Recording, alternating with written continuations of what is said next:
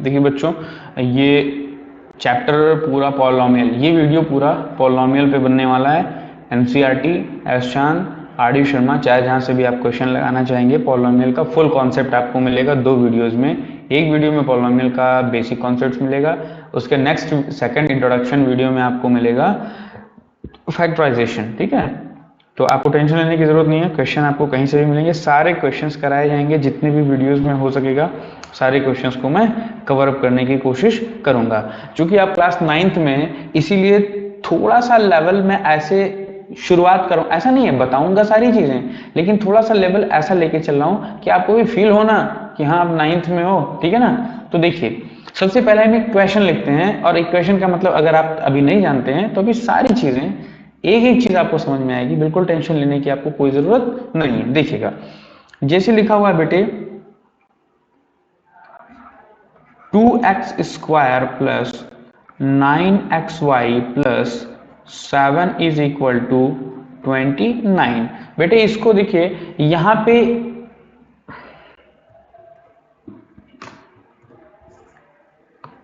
पे जो इक्वल लगा हुआ है बेटा, ये जो इक्वल लगा हुआ है इसको हम बोलते हैं साइन ऑफ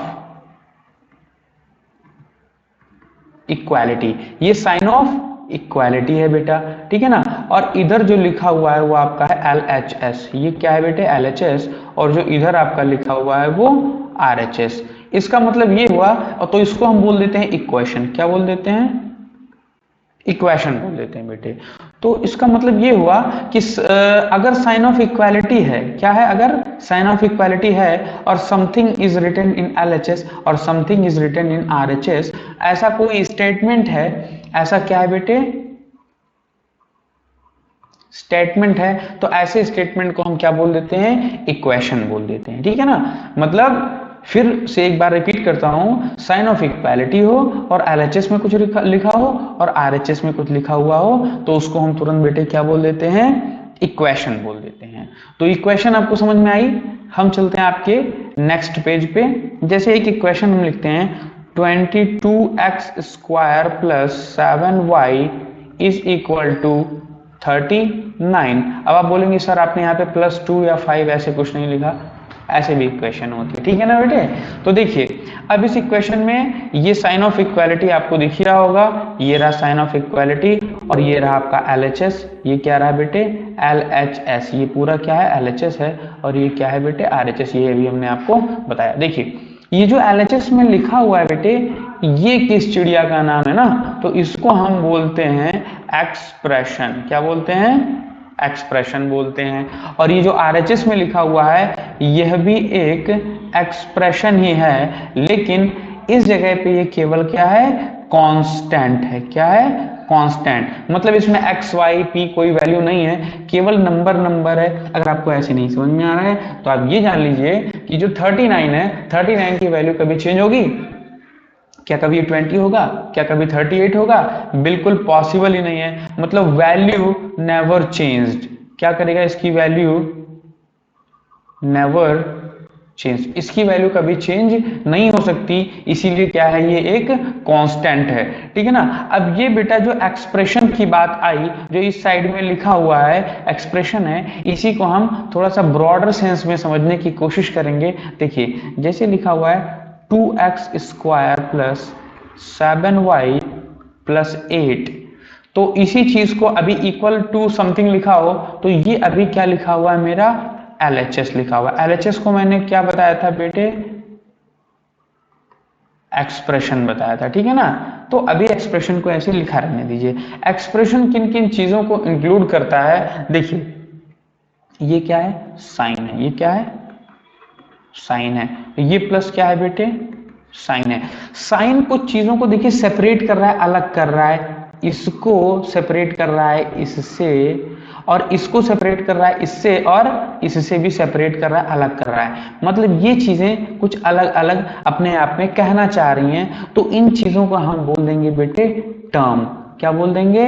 टर्म बोल देंगे। इसको क्या बोल देंगे? टर्म। और बेटे ये एक टर्म है और ये एक कांस्टेंट भी है। अभी आप कहेंगे कि सर यहाँ पे केवल 8 लिखा हुआ है, आपने यहाँ पे कांस्टेंट बताया, यहाँ पे टर्म बताया, और पिछले में आपने यहाँ पे इसको क्या बता दिया था, एक्सप्रेशन भी बता दिया था। बहुत अच्छी बात है, इसी डाउट को हम आगे क्लियर करेंगे। पहले आप ये सुनिए कि इसको हम टर्म बोलते हैं, इसको भी टर्म बोलते हैं, इसको भी एक, ये थ्री टर्म का क्या है, एक एक्सप्रेशन है। क्या है, एक्सप्रेशन है, हैविंग थ्री टर्म्स को रखते हुए क्या है बेटे, ये एक एक्सप्रेशन है। ठीक है ना। अब हम आगे चलते हैं। इतनी बातें आप समझ गए होंगे कि एक्सप्रेशन एक्चुअली होता कहां पर है। ठीक है ना। तो ये किसके अंदर होता है, एक इक्वेशन के अंदर होता है। और इक्वेशन के एलएचएस में भी एक एक्सप्रेशन होता है और आरएचएस में भी एक एक्सप्रेशन होता है। तो हो सकता है आरएचएस में केवल एक कांस्टेंट दिया हो, या हो सकता है केवल एलएचएस में एक कांस्टेंट दिया हो, लेकिन दोनों तरफ अगर कांस्टेंट दिया होगा तो देखिए क्या सिचुएशन बनेगी। 25 = 29 कभी नहीं हो सकता, यहाँ पे साइन ऑफ इक्वालिटी नहीं आएगा। तो इसीलिए एक साइड में एक्सप्रेशन का होना बहुत जरूरी है, और ऐसा एक्सप्रेशन जो x, y, z, p, m, n, o, q किसी को भी कंटेन करता है। ठीक है। तो इसके बाद अब हम पॉलिनोमियल का स्टार्टिंग अब कर रहे हैं। देखिए सबसे पहले हम चीज जानेंगे बेटे, कांस्टेंट क्या होता है। क्या होता है कांस्टेंट? क्या होता है कांस्टेंट? जिसकी वैल्यू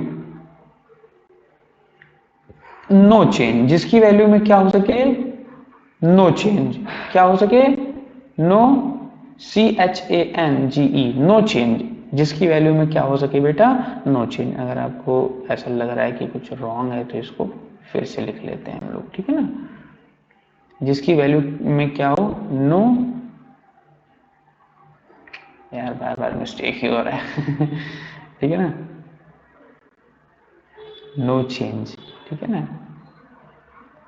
नो चेंज। ठीक है ना। जिसकी वैल्यू में क्या होना चाहिए बेटा, नो चेंज होना चाहिए, उसको हम कांस्टेंट बोलेंगे। जैसे किसकी वैल्यू में नो चेंज होगा, 2, 5, 8, 9 एंड 10।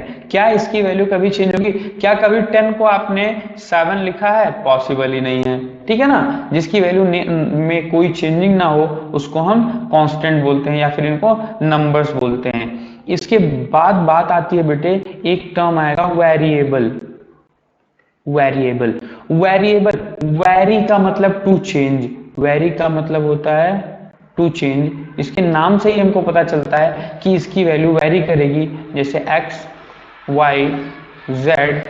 फिर आप कह सकते हैं a, b एंड c, या कोई भी चीज ऐसी हो जिसकी वैल्यू फिक्स्ड ना हो। आप ये बताइए, किसी इक्वेशन में x की वैल्यू 7 आती है, किसी इक्वेशन में x की वैल्यू 2 आती है, किसी इक्वेशन में y की वैल्यू 5 आती है, और किसी इक्वेशन में y की वैल्यू 22 आती है। मतलब changes very to very, value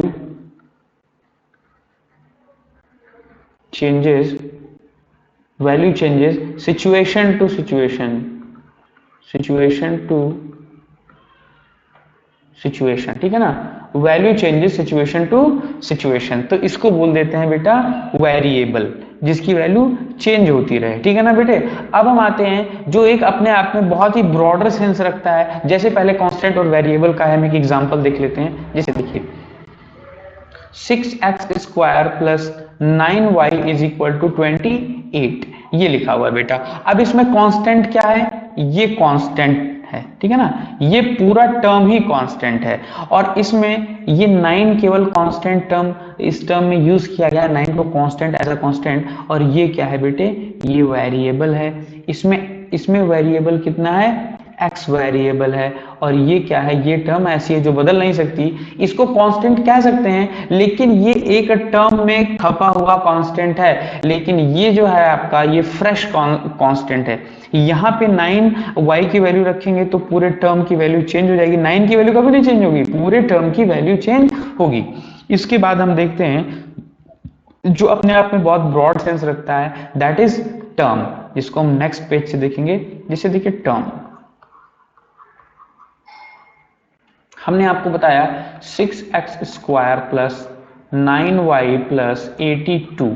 इसमें ये भी एक टर्म 1 है, ये टर्म 2 है, ये टर्म 3 है। 1, 2, 3 टर्म है।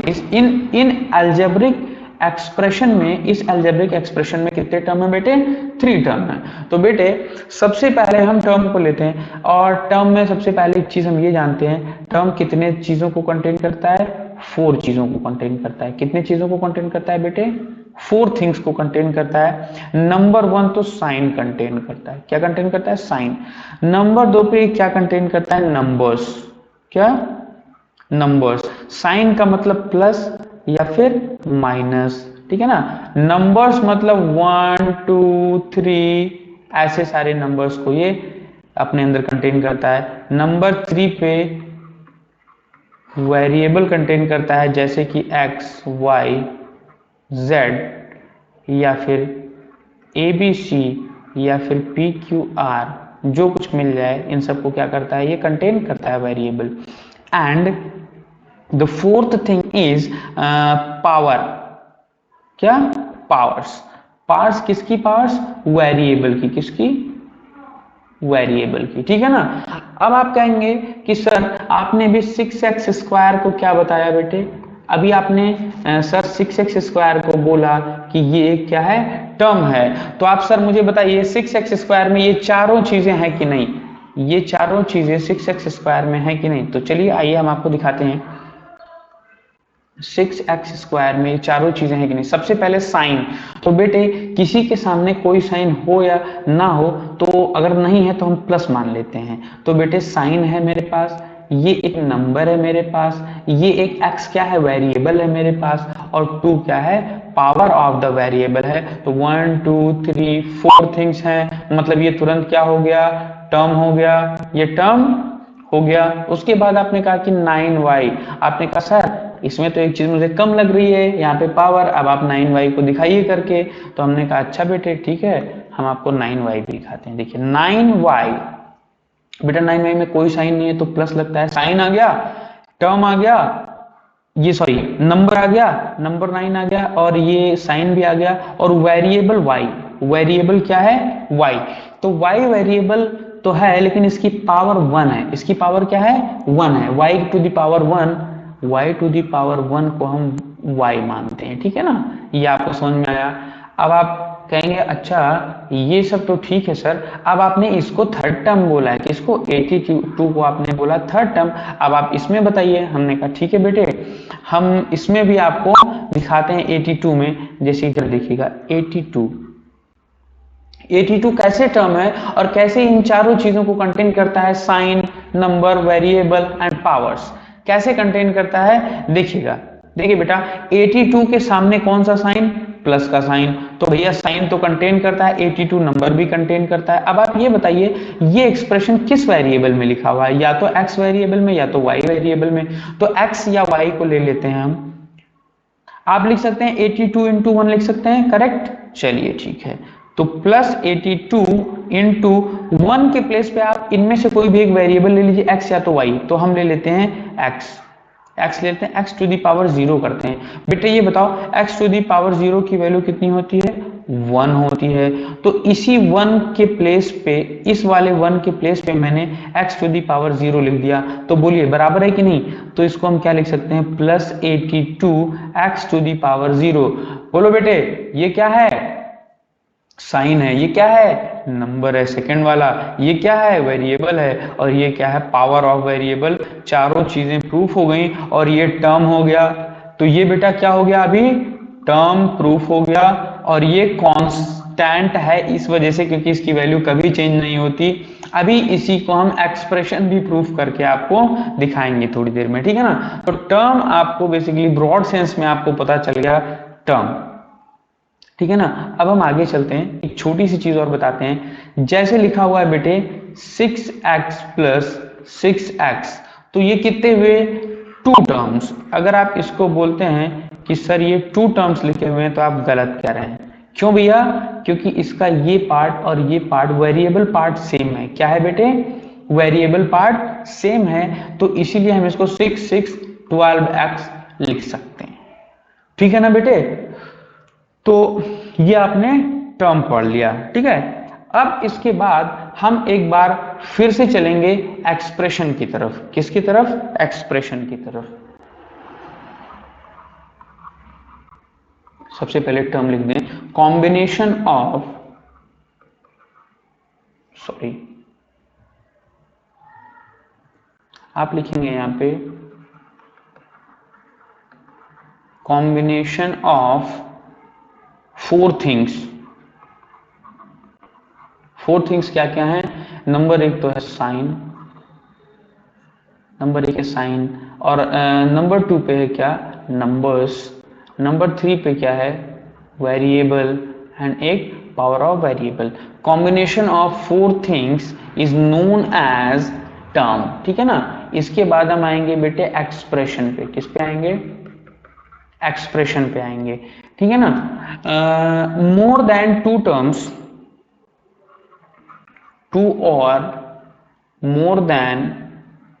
more than two unlike terms, unlike, अभी हम इसको डिस्कस करेंगे अनलाइक टर्म्स हमने क्यों बोला है। टू और more than two unlike terms are separated by plus or minus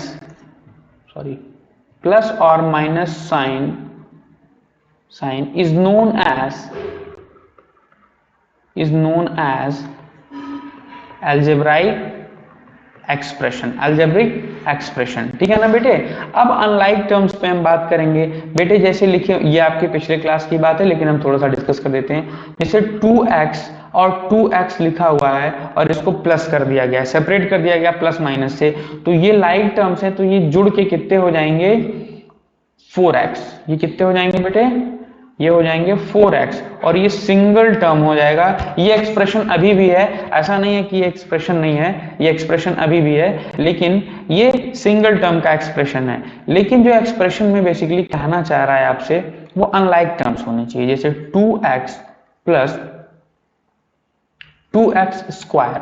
अब बेटे ये और ये सेम नहीं है, ये दोनों सेम नहीं है, इसीलिए इनमें ऑपरेशंस नहीं हो सकते, इसीलिए ये फर्स्ट टर्म हुआ और ये क्या हुआ?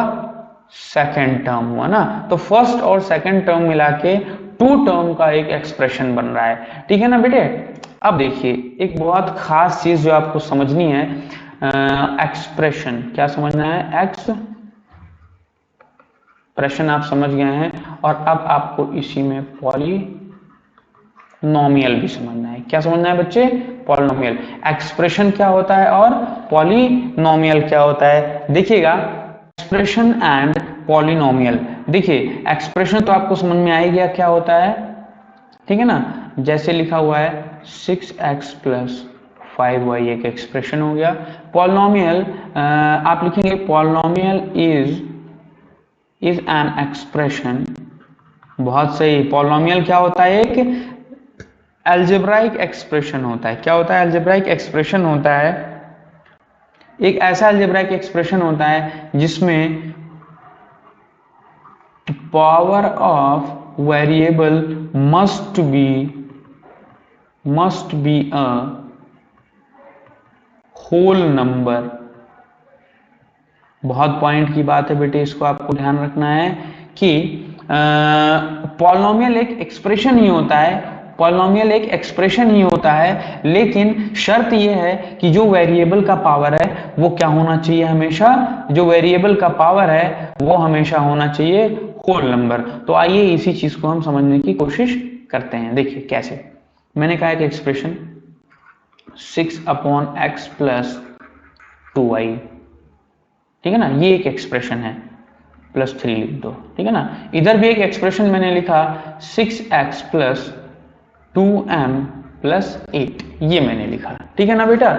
तो इसको हम क्या लिख सकते हैं? 6x to the power -1। कैसे लिखते हैं? x टू दी पावर 1 है, तो ये चीज जब पूरी ऊपर उठ के जाएगी तो ये इसका पावर -1 हो जाएगा। ये पावर -1 बताता है कि ये x नीचे है, अपॉन में है, प्लस 2y प्लस 3। ये 8th की प्रॉब्लम है अगर आप नहीं समझ पा रहे हैं तो, ठीक है ना। देखिए 6x प्लस 2m प्लस 8, ये ऐसे रहने वाला है। बेटे आप ये बताइए, यहां पे x की पावर क्या है?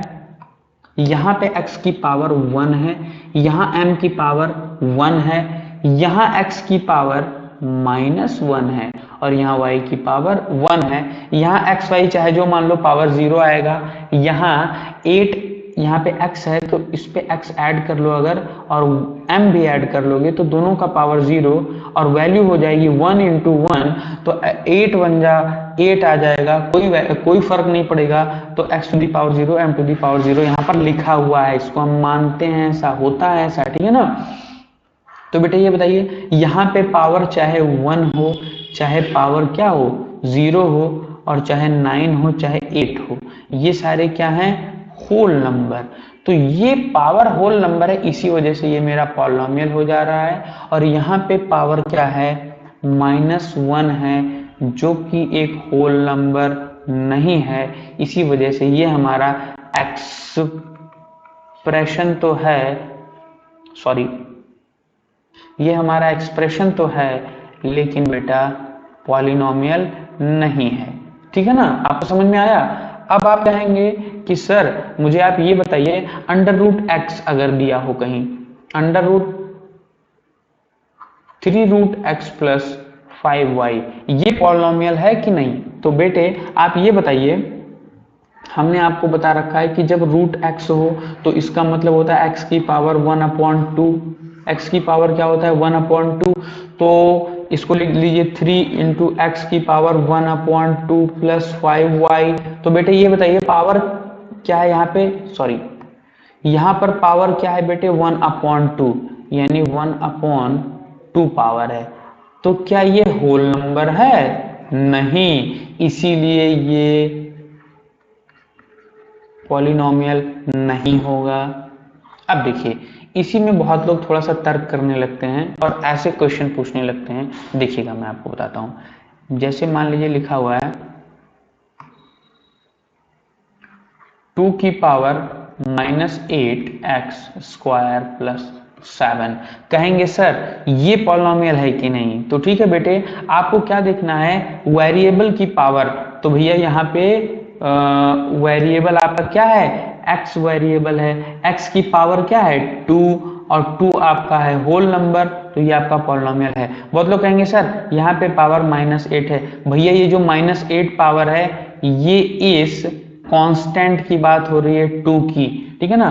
तो इससे कोई फर्क नहीं पड़ता, आप सिर्फ और सिर्फ वेरिएबल की पावर देखेंगे, तो वेरिएबल की पावर होल नंबर है, तो इसी वजह से ये हमारा क्या हो जाएगा, पॉलिनॉमियल। अब हम इन चीजों पे टाइम अपना बहुत दे चुके हैं, अब चलते हैं आगे बढ़ते हैं थोड़ा सा बेटा। General form of a polynomial in one variable. तो देखिए जनरल फॉर्म कैसे हम लिखते हैं, a0x to the power 0 plus a1x to the power 1 plus a2x to the power 2 plus a3x to the power 3, ऐसे ऐसे चलते चले जाएंगे बेटा। तो an x to the power n, और इसके पहले वाली टर्म जो होगी बेटा a n-1 and x to the power n-1, इसको हम यहाँ साइन प्लस का होगा बीच में, इसको हम बोलते हैं general form of a polynomial in one variable, ठीक है ना। General form of a polynomial in one single variable, ठीक है ना। अब बहुत लोग बोलेंगे कि सर जैसे लिखा हुआ है, जैसे किसी ने आपसे पूछा पॉलिनॉमियल, तो आप लिख दिए 6x + 2y = 7, भैया ये इक्वेशन हो गया। ये क्या हो गया बेटे, इक्वेशन। इसमें पॉलिनॉमियल सिर्फ और सिर्फ ये वाला पार्ट आप पॉलिनॉमियल बोल सकते हैं, और ये इक्वेशन हो जाती है, इन चीजों को लिखने की आपको जरूरत नहीं है। इसके बाद हम चलते हैं बेटे टाइप्स ऑफ पॉलिनॉमियल पे। किस पे चलते हैं, टाइप्स ऑफ पॉलिनॉमियल। देखिए टाइप्स ऑफ पॉलिनॉमियल, देखिए टाइप्स ऑफ पॉलिनॉमियल बेटा हम 3 टाइप से देख सकते हैं। कितने टाइप से देख सकते हैं, 1 नंबर फर्स्ट वाला आप देख सकते हैं on the basis of variable कि इसमें हाउ मेनी वेरिएबल्स, कितने वेरिएबल्स हैं, हाउ मेनी वेरिएबल्स, इसमें कितने वेरिएबल हैं, ठीक है ना। On the basis of basis of terms. How many terms? How many terms, ठीक है ना। फिर on the basis of powers,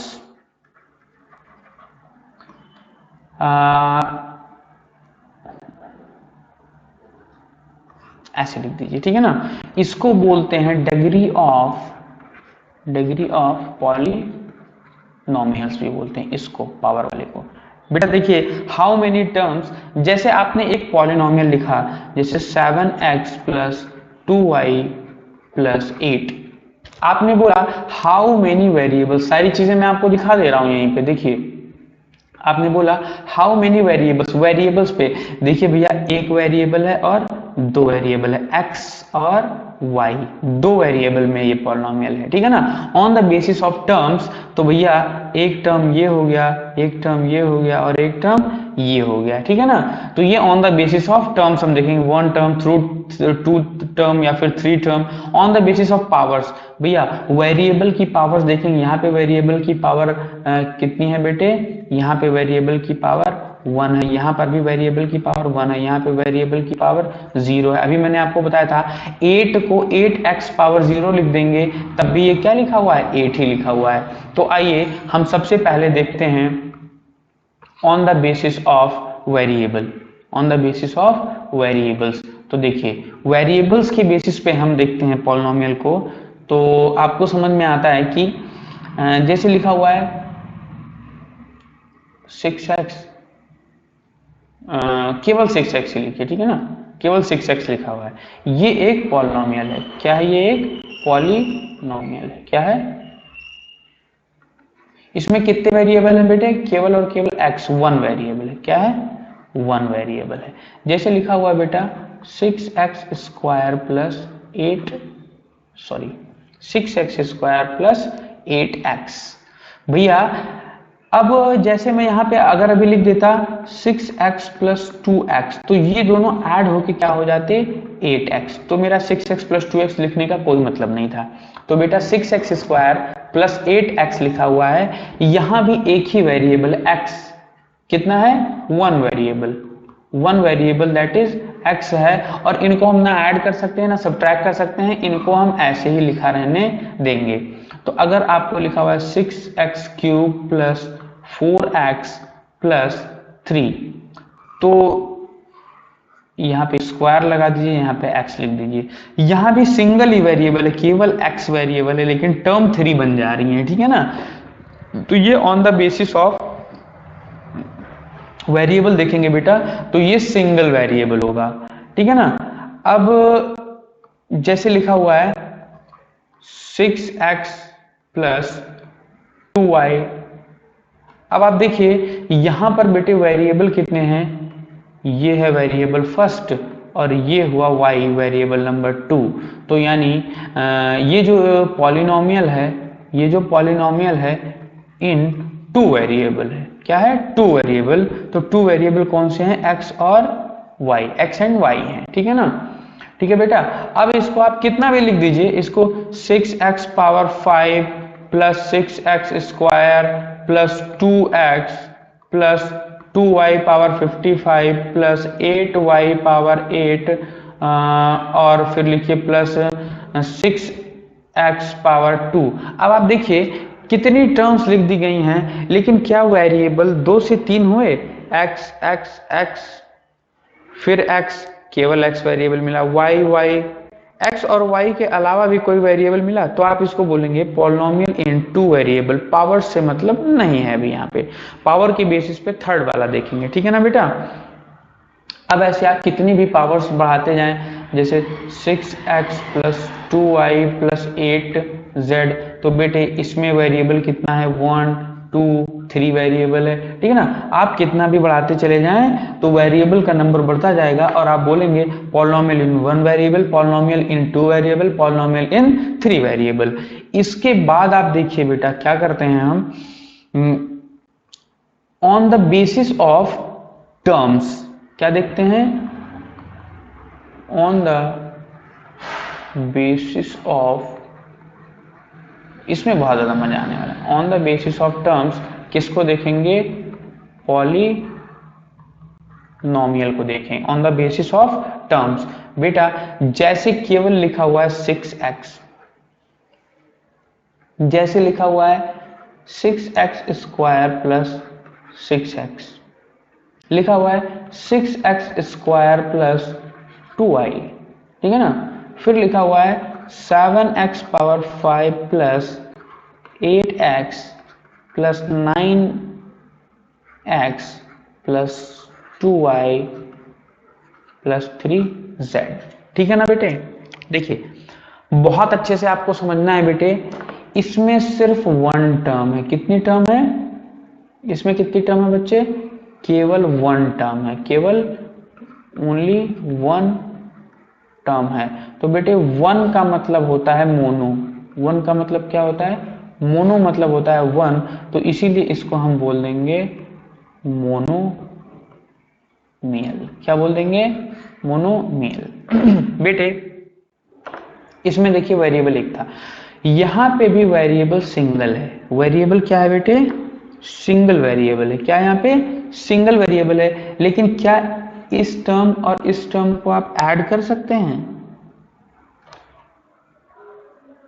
क्या इन दोनों टर्म्स को ऐड करना पॉसिबल है? इन दोनों टर्म्स को हम ऐड नहीं कर सकते, इसीलिए एक टर्म ये बन गया और एक टर्म ये वाला मेरा बन गया, तो दो टर्म बन गए। तो यहाँ पे कितने टर्म्स हैं बेटे? To terms. तो टू का मतलब होता है बाय, टू का मतलब होता है बाय, ठीक है ना। तो इसीलिए इसको हम बोल देंगे बायनोमियल। बायनोमियल्स इसको हम बोल देंगे, क्या बोल देंगे? बायनोमियल, ठीक है बेटा। यहां पे देखिए एक्स स्क्वायर और वाई है। एक्स स्क्वायर और वाई जब है बेटा, ये डिफरेंट क्या है? वेरिएबल्स हैं, अलग अलग वेरिएबल्स हैं। लेकिन इन अलग अलग वेरिएबल्स को ना ऐड किया जा सकता है ना सब्ट्रैक्ट किया जा सकता है। Term number one term number two बनी रहेगी। तो बेटे कितने टर्म्स हैं? To terms. तो टू को बोलते हैं बाय और बायनोमियल्स। अब एक छोटा सा और एग्जांपल आप देख लीजिए कि आप इसको बायनोमियल कह सकते हैं, जैसे 6x प्लस 2x, इसमें भी one term and two term. जैसे आपने कहा वैसे आप मिस्टेक कर रहे हैं। आप इसको सॉल्व करेंगे 6 और 2, 6 और 2 कितना होता है बेटे? 8x। सिंगल टर्म बचा, इसीलिए आप इसको कभी नहीं कह सकते कि ये क्या है? बायनोमियल है। ये क्या है बेटे? मोनोमियल है, क्योंकि इसमें क्या है? सिंगल टर्म ही है, ठीक है ना बेटे। इसके बाद हम आते हैं यहां पर, देखिए 7x पावर 5 8x 9, ओ 8x और 9x क्या हो सकता है? ऐड हो सकता है। तो ये हो जाएगा 17x। तो ये कितना टर्म क्या बन गया? 7x power 5 plus 17x plus 2y plus 3z। इसमें कितने टर्म हो गए बेटे? 1 2 3 एंड 4 टर्म्स हो गए। इसमें कितने टर्म्स हो गए? 4 टर्म्स। कितने हो गए? 4 टर्म्स। तो इसको हम बोल देंगे बेटा मल्टीनोमियल। क्या बोल देंगे? मल्टीनोमियल्स, या फिर बोल देंगे पॉलिनोमियल्स। पॉली मतलब बहुत ज्यादा, ढेर सारे। पॉली मतलब ढेर सारे। बेटा मैंने वन टर्म वाला देखा, टू टर्म वाला देखा और 4 टर्म वाला देखा, 3 टर्म वाला अभी मैंने नहीं देखा है। तो आइए हम 3 टर्म वाला देखते हैं, जैसे 6x square plus 6x plus 6। बेटे देखिए 6 तो सेम लिखा है, आप कंफ्यूज होंगे, लेकिन क्या एक्स स्क्वायर और एक्स ये लाइक टर्म्स हैं? क्या यहाँ पर x टू दी पावर 0 लिखा है तो ये लाइक टर्म्स हैं? ये तीनों आपस में क्या हैं? अनलाइक टर्म्स हैं। इसीलिए इसमें plus minus operations not possible. क्या है? Not possible. मतलब ये कितने टर्म बने रहेंगे बेटे? 1 2 और ये 3 टर्म्स बने रहेंगे। तो 3 टर्म्स का मतलब हुआ, देखिए बेटा 3 टर्म्स का मतलब हुआ, 3 मतलब होता है ट्राई। 3 मतलब क्या होता है? ट्राई। तो मतलब इसको हम बोलेंगे ट्राइनोमियल्स, ठीक है ना। अब आपको कंफ्यूज करने के लिए ऐसे क्वेश्चन बनाए जा सकते हैं, जैसे 6x square plus 2x plus 9x square plus 8x plus 2x cube. ठीक है ना बेटे। तो बेटा ये स्क्वायर वाला टर्म और ये स्क्वायर वाला टर्म दोनों ऐड होंगे, तो 9 1 10 5 15x स्क्वायर हो जाएगा, और ये 2x और ये 8x वाले टर्म क्या होंगे, ऐड होंगे, तो 8 2 हो जाएगा प्लस 10x, और बेटे 2x क्यूब को हम आगे लिख सकते हैं, 2x क्यूब को हम आगे, अच्छा लगता है, यहाँ पे पावर 3 है, यहाँ पे 2 है, यहाँ पर 1 है, और यहाँ पर हम 0 भी लिख सकते हैं, ठीक है ना। तो बेटे 1 टर्म 2 टर्म और 3 टर्म, अब इसमें ऑपरेशन पॉसिबल नहीं है प्लस माइनस, तो ये कितने टर्म हो गए बेटे, 3 टर्म हो गए। तो 3 टर्म का मतलब ये यहाँ पे आ जाइए, 3 टर्म, 3 को बोलते हैं ट्राई, और ट्राई मतलब होता है ट्राइनोमियल, क्या बोल देंगे इसको, ट्राइनोमियल्स, ठीक है ना। एक बार आप सॉल्व करने की कोशिश करेंगे, अगर सॉल्व हो जाता है तो उन टर्म्स को एलिमिनेट करेंगे, अगर एलिमिनेट कर पाते हैं तो फिर उसको हम देखेंगे वो बायनोमियल है या ट्राइनोमियल है या मोनोमियल है। मोनो मतलब एक, बाय मतलब टू, मतलब बायनोमियल, 2 टर्म्स वाला, 3 टर्म्स वाला ट्राइनोमियल, और 1 टर्म वाला हुआ मोनोमियल। अब अगर बेटा आप ऐसे देखते तो 1 टर्म 2 टर्म 3 टर्म 4 5 टर्म्स हुए, तो आप बोलेंगे सर ये तो 3 के बाद कोई नाम तो होता नहीं ट्राइनोमियल के बाद, या तो मल्टीनोमियल बोलते हैं आप या तो पॉलिनोमियल, तो ये पॉलिनोमियल है, लेकिन पॉलिनोमियल होने के साथ साथ ये क्या है बेटे, ट्राइनोमियल है, ठीक है ना। इसके बाद हम आते हैं अपने एक छोटे से टॉपिक पे, और जिसका मतलब होता है वैल्यू ऑफ अ पॉलिनोमियल। क्या होता है बेटे, value of a polynomial, value of a polynomial, जैसे लिखा हुआ है px is equal to X square plus 2x plus 1, इतना लिखा हुआ है, और बोल रहा है कि आप इसकी वैल्यू निकालिए एट p0 या फिर निकालिए p1 पे। तो वैल्यू ऑफ पॉलिनोमियल एट, आप ऐसे लिखेंगे वैल्यू ऑफ पॉलिनोमियल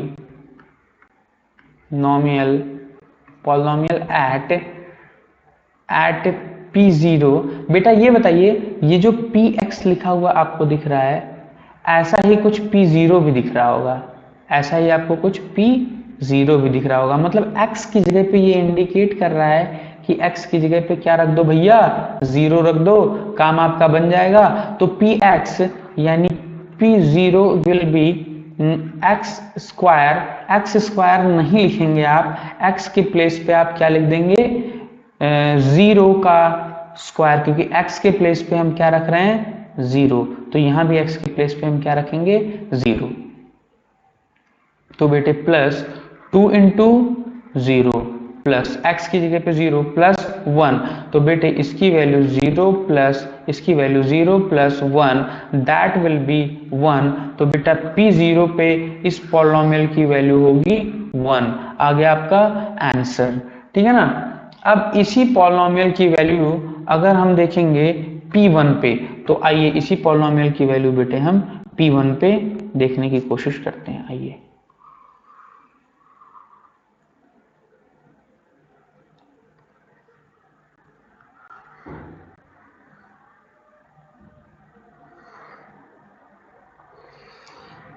देखिए बेटे इसी पॉलिनोमियल की वैल्यू p1 पे हम देखते हैं, तो हम लिखेंगे यहाँ पर वैल्यू ऑफ पॉलिनोमियल, क्या लिखेंगे, value of polynomial eight p1। तो बेटा px की जगह पे लिखेंगे p1 is equal to x की value 1 square plus 2 into 1 plus 1, that will be 1 square की वैल्यू 1 प्लस 2 1 2 एंड प्लस 1, तो बेटे 2 1 3 और 1 4 आ जाएगी वैल्यू p1 पे इस पॉलिनोमियल की वैल्यू 4 होगी, ये आपका हो गया आंसर, ठीक है ना बेटे। इसके बाद हम एक और थोड़ी सी नई चीज देखने की कोशिश करेंगे, देखिएगा नया कॉन्सेप्ट थोड़ा सा, जीरोज ऑफ पॉलिनोमियल। क्या क्या देखेंगे बेटे, zeros of polynomial. Zeros of polynomial. ठीक है ना बेटे, जीरोस ऑफ पॉलिनोमियल का मतलब आप थोड़ा सा समझ लीजिए, बाकी कॉन्सेप्ट हम इसका जब एक्सरसाइज करेंगे तो देखेंगे। ठीक है ना, the value of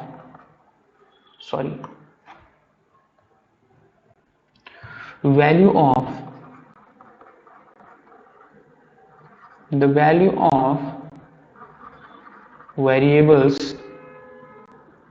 of variables make the whole